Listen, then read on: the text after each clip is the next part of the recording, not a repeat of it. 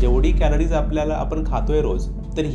ही जी सगळी जास्त शुगर आहे ती फॅटमध्ये, प्रोटीनमध्ये चेंज होते, कन्वर्ट होते, त्यांनी वजन वाढतं आणि त्यांनी शुगर नेहमी पण जास्त जास्त जास्त राहते. मग ह्याला बीट कसं करू शकतो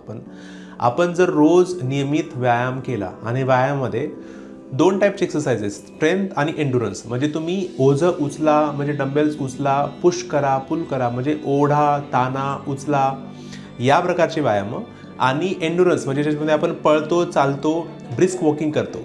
अशा प्रकारच्या व्यायामामुळे काय होतं, आपले जे स्नायू आहेत त्या स्नायूंवर लोड पडतो, स्नायू जास्त काम करतात.